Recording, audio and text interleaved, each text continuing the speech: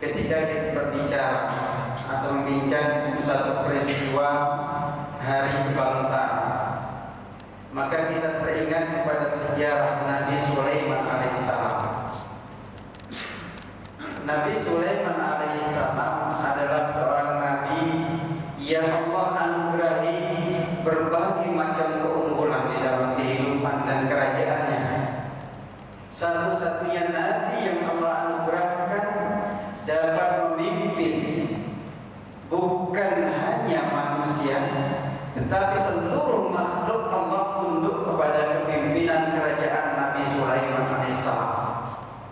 Tidak pernah terjadi atau tidak pernah ada seorang nabi selain Nabi Sulaiman yang dapat memerintahkan angin, dapat memerintahkan burung, dan dapat pula memerintahkan jin. Hanya Nabi Sulaiman yang Allah anugerahkan. Begitu besar kekuasaan kehebatan Nabi Allah Sulaiman, dan sentiasa beliau bersyukur kepada Allah Subhanahu wa taala.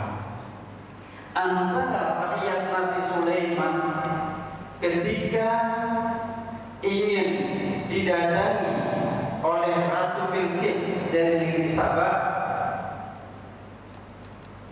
dua makhluk Allah yang berbeza cara mensyukuri nikmat Allah. Ketika Nabi Sulaiman mengatakan, siapa antara kalian yang mampu menghadirkan istana Ratu Bilqis sebelum dia datang ke tempatku, maka jin Ifrit mengatakan, yang berdiri di sampingnya dulu, di samping kirinya, saya sanggup menghadirkan istana Ratu Bilqis sebelum Tuhan berdiri dari tempat duduk Tuhan, kata jin. Kemudian dia katakan, ini laqawiyun, adalah kekuasaan yang menyebabkan aku dapat menghadirkan istana Ratu Bilqis. Kita merupakan kekuatan diri sendiri. Yang ada di samping kanan Nabi Sulaiman seorang alim, dan dia mengatakan, insya Allah adikku, aku akan mampu menghadirkan istana Ratu Bilqis ke istana wahai Nabi Allah, qabla ayyartadda ilaika tarfuk, sebelum engkau membuka matamu dari kediaman kedipun. Artinya ketika matanya berkedip, terpejam sedikit, istana itu sudah ada. Ini adalah anugerah Allah Subhanahu wa taala kepadamu. Bisa kan? Satu tadi jin Ifrit itu mengatakan, saya mampu menghadirkan sebelum engkau bangun dari tempat dudukmu, dan ini berkat kekuatan yang aku miliki. Yang orang alim ini mengatakan, aku dapat menghadirkan istana ini sebelum engkau membuka matamu dari kedipan matamu, maka ini adalah anugerah Allah Subhanahu wa taala. Bisa kan? Yang satu bersyukur terhadap nikmat Allah, dan dia mengatakan, inilah anugerah Allah yang mampu menghadirkan ini, saya adalah medianya saja. Yang satu adalah kekuatan diriku. Maka begitu Nabi Sulaiman membuka kedipan matanya, istana Ratu Bilqis sudah ada. Allahu Akbar. Itulah kemudian Allah Subhanahu wa taala di dalam Al-Qur'an mengatakan, i'malu ala Daud syukra. Wahai keluarga Daud. Siapa Nabi Sulaiman? Keluarga Daud. Bersyukurlah dengan apa? Dengan i'malu, dengan berbuat.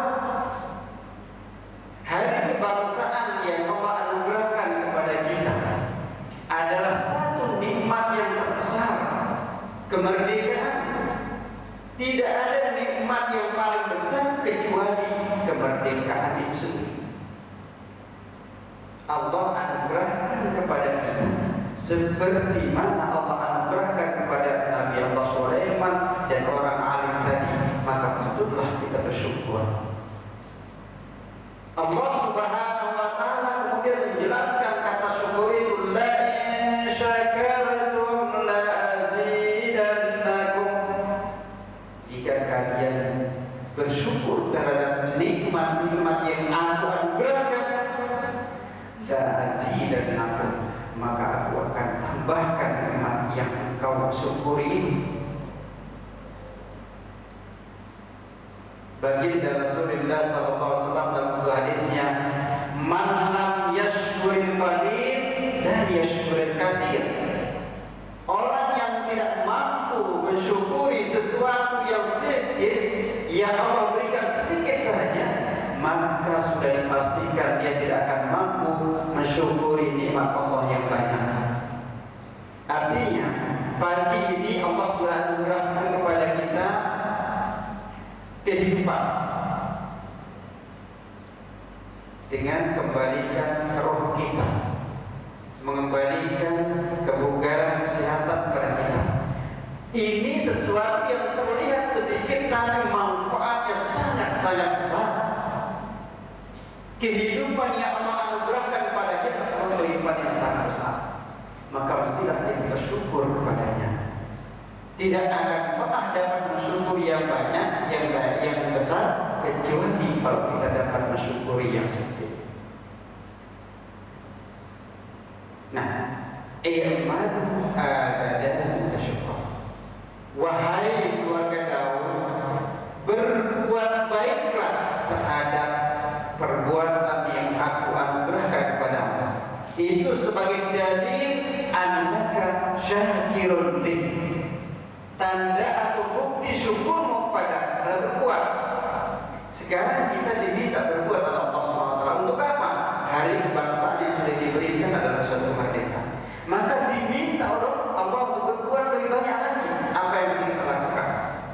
Menjaga negara kita dari anasir-anasir yang akan merusaknya. Kalau kita menjadi orang yang rakyat yang baik, yang saya dapat mensyukuri nikmat Allah ini, maka jagalah negara kita dari anasir-anasir yang akan merusaknya. Antara yang diperintahkan Allah untuk menjaga diri dan negara kita adalah yang pertama sekali adalah jaga akidahnya. Jaga akidah yang ada di negara kita ini.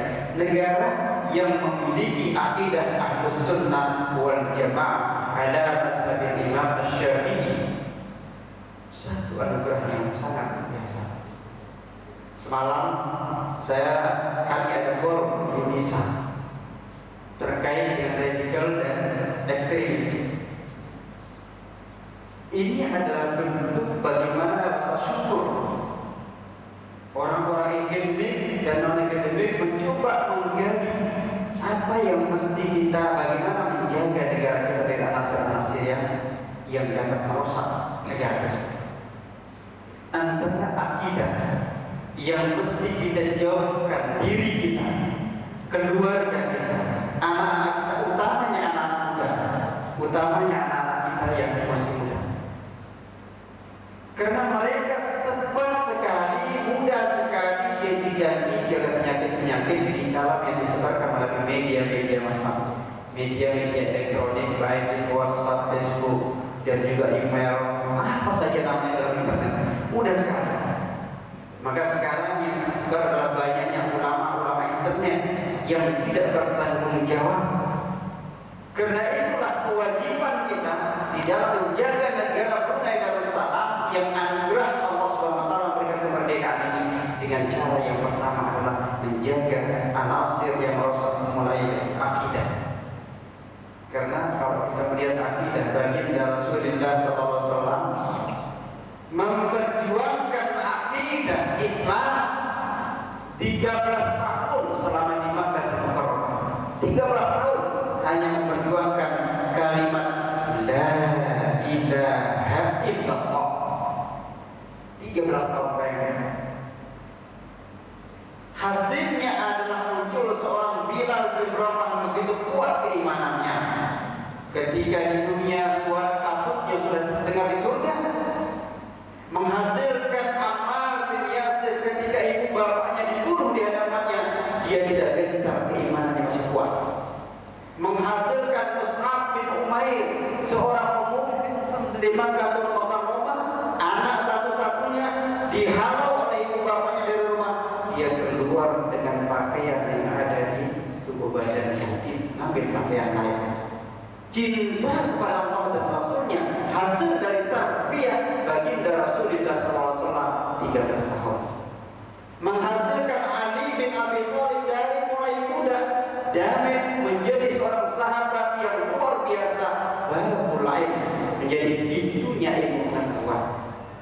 Menghasilkan Umar bin Khattab yang tadinya sangat-sangat keras melawan Islam, Allah anugerah hidayah dan keras memperjuangkan Islam. Umar bin Khattab yang semua mencabar orang-orang kafir Quraisy, ketika dia masuk Islam, dia katakan, wahai pemuka-pemuka Quraisy, ini Umar bin Khattab telah masuk Islam mengikut ajaran Muhammad SAW. Siapa yang mau istrinya jadi janda, anaknya jadi yatim, maka datang kepada Umar bin Khattab. Menghasilkan Abu Dzar Al-Ghifari, seorang tua, begitu dia masuk Islam, dia pergi ke Quraisy, orang-orang Quraisy, dan dia katakan, aku telah mengikut agama Sallallahu Alaihi Wasallam. Ini hasil tarbiyah kekuatan akidah yang ditarbiyah oleh baginda Rasulullah SAW. Brunei Darussalam sudah mewariskan satu akidah yang sangat luar biasa, akidah Ahlus Sunnah wal Jamaah yang dibawa oleh Abu Hasan Al-Asy'ari dan Abu Mansur Al-Maturidi. Kalau kita lihat sejarah dari Abu Hasan Al-Asy'ari, dia awalnya adalah seorang yang ditarbiyah, yang dididik, diberikan pengajaran oleh seorang tokoh Mu'tazilah yang menjadi bapak dirinya. Al-Jubba'i itulah bapak dirinya Imam Abu Hasan Asy'ari. Dididik, ditarbiyah, diajarkan ilmu tentang Mu'tazilah oleh bapak dirinya. Dan setelah 40 tahun Imam Abu Hasan Asy'ari masuk dalam konteks pembelajaran Mu'tazilah. Dia menjadi orator yang menjadi pembicara tentang Mu'tazilah hebat. Pada malam hari Rasulullah SAW mendatanginya di dalam mimpi. Ingat, mimpinya seorang alim itu adalah ruqyah hakiki. Apakah itu bermimpi berjumpa Rasulullah? Itu adalah mimpi yang shadiq, mimpi yang benar. Ketika malam hari beliau bermimpi didatangi Rasulullah SAW, Rasul mengatakan, keluarlah wahai Asy'ari dari ajaranmu yang sekarang, ambillah ajaranku yang sebenar-benarnya.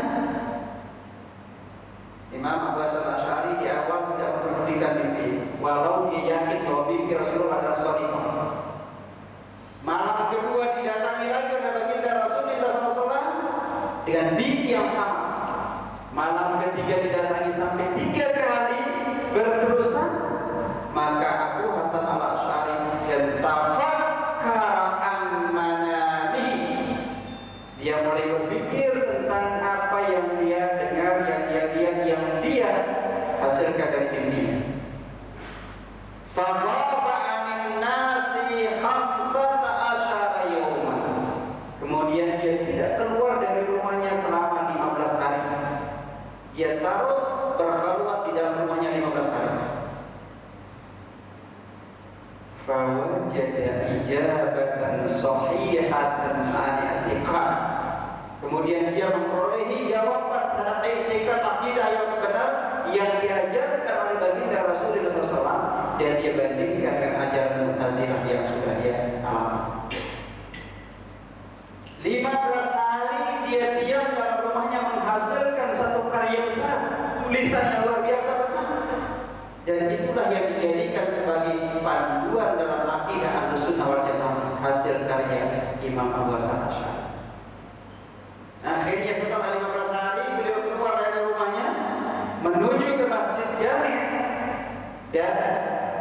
dia berpidato, berkhutbah, berceramah di dalam masjidnya. Di atas mimbar dia katakan, mulai hari ini aku tanggalkan akidah Mu'tazilah yang sudah lama aku di dalamnya. Seperti aku menanggalkan bajuku ini, dia keluar, dia buka jubahnya, dia buang, dia lontarkan jubahnya. Seperti inilah akidah Mu'tazilah aku sudah tanggalkan. Maka sekarang akidah yang aku miliki adalah akidah Ahlus Sunnah wal Jamaah. Dan itulah kita ini. Alhamdulillah. Dan inilah negara Brunei menjadikan satu asas di dalam kenegaraan yang satu-satunya negara di dunia ini yang mengasaskan pada akidah Ahlus Sunnah wal Jamaah ala madhab Imam Syafi'i. Alhamdulillah. Kembali ke Mekah negara Islam. Tanya, asasnya apa? Wahabi. Hanya Brunei Darussalam. Patutlah kita bersyukur dengan kemerdekaan kebangsaan yang Allah anugerahkan kepada kita. Maka kita jaga akidah ini, jaga anak-anak kita untuk tidak tertular dengan virus-virus yang dinamakan cepat sekali membid'ahkan orang. Orang membaca qunut bid'ah, orang ikut tahlil bid'ah, orang ikut pergi ke ziarah makam berdoa di sana bid'ah. Semua dibid'ahkan. So yang tidak bid'ah apa? Ini. Dan ini cabaran ini sudah banyak sekali terhadap akidah. Rasulullah SAW sudah mengawali peringatan kepada kita semua. Oleh karena itu, bagaimana pula cara kita selain akidah? Tentunya menjaga negara ini bukan setakat akidah, tapi berbuat dengan kebaikan, beramal dengan kebaikan. Hubungan silaturahim antara satu warga ke warga lain mesti dijaga dengan baik. Tidak saling menghina, tidak saling mengambil hak antara hak lain. Ini juga cara-cara kita menjaga kemerdekaan kebangsaan kita. Rasulullah SAW dalam sebuah hadis mengatakan, ajaban li amril mu'min. Aku heran, kata Rasulullah, terhadap perkara-perkara yang ada pada orang. Allah berikan kebaikan, dia bersyukur, Allah memberikan pahala besar. Allah memberikan kenikmatan, dia bersyukur. Allah berikan kita merdeka, kita bersyukur, Allah berikan pahala. Allah berikan ujian, kita bersabar, Allah berikan pahala. Semuanya ada pahala. Duduk di sini pahala, keluar makan pahala, keluar nanti menaikkan bendera pahala, semua itu pahala. Jangan anggap tidak ada pahalanya. Yang benar. Bagaimana niat kita yang benar? Kalau niat kita lillahi ta'ala, maka inna salati wa nusuki wa mahyaya wa mamati lillahi rabbil alamin. Salatku, semua ibadahku, nusuk, hidup dan matiku karena Engkau ya Allah. Coba bayangkan kita dari rumah, mungkin bukan yang pukul 5, ada yang mungkin pukul 4, 20 dari rumah datang ke masjid ini. Itu kalau niatnya karena Allah, pahalanya luar biasa. Ya Allah ya Rabbi. Kita berangkat dari rumah sampai ke masjid ini sampai sekarang, dan nanti ketika kita sudah keluar bersurai dari tempat ini, Allah pula memberikan malaikat yang melayani kita. Subhanallah. Itu keutamaan orang salihul lain. Nah, ada satu kisah yang paling patut untuk kita simak bersama terkait dengan bagaimana menjaga hari kebangsaan, bagaimana kita memperhatikan negara. Ketika Rasulullah SAW di perang Daud, 3 orang sahabat Nabi, karena memang suasananya sangat panas, sangat tidak nyaman kalau dia berpergian apalagi berperang, itu sudah tidak kuat. Maka ada 3 sahabat Nabi yang tidak pergi berperang dengan mencoba mencari alasan-alasan yang tidak rasional. Siapa itu? Yang pertama Ka'ab bin Malik, yang kedua Murarah bin Rabi'ah al-Amiri, dan ketiga Hilal bin Umayyah al-Waqifi. Ketiga orang sahabat ini dia tidak ikut berperang bersama Rasulullah SAW dan para sahabatnya. Alasannya uzur. Padahal yang dibenarkan uzur itu adalah uzur orang tua yang tidak mungkin lagi ikut berperang, yang sakit, yang tidak mungkin lagi menggerakkan dirinya. Tapi ketiga sahabat ini dia sehat, tapi dia tidak ikut berperang dengan baginda Rasulullah SAW. Apa yang terjadi kemudian kepada ketiga orang ini? Setelah sahabat pulang dari peperangan, semua orang tidak ada yang berbicara dengan dia. Apa Rasulullah SAW? Rasul tidak berbicara, semua mendiamkan.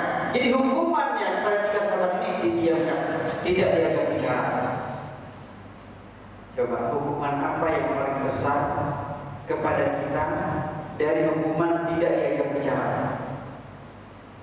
Ada tidak kira-kira suami yang kuat, yang taat, tidak diajak bicara oleh istrinya dalam satu hari? Saya kira tidak ada yang siap. Sakit luar biasa kalau kita tidak diajak bicara. Apakah ini yang tidak mengajak bicara itu adalah Rasulullah SAW dan para sahabatnya? Bagaimana sakitnya? Jadi hukuman terbesarnya adalah didiamkan. Mereka bertiga datang kepada Rasulullah minta maaf dan berterus terang jujur bahwa mereka tidak ikut peperangan karena ambil alasan-alasan yang diadakan dan minta diampunkan oleh Rasulullah SAW. Rasul kemudian mengatakan, tinggallah kalian di rumah kalian masing-masing sehingga Allah menurunkan keputusannya kepada kalian. Jadi selama 3 bulan 4 bulan belum ada keputusan untuk mereka. Bayangkan yang dia senang dengan Rasulullah, dengan para sahabat lain, interaksinya baik, didiamkan oleh Rasulullah dan para sahabat. 4 bulan setengah, 5 bulan barulah ada keputusan kepada mereka untuk diajak bicara.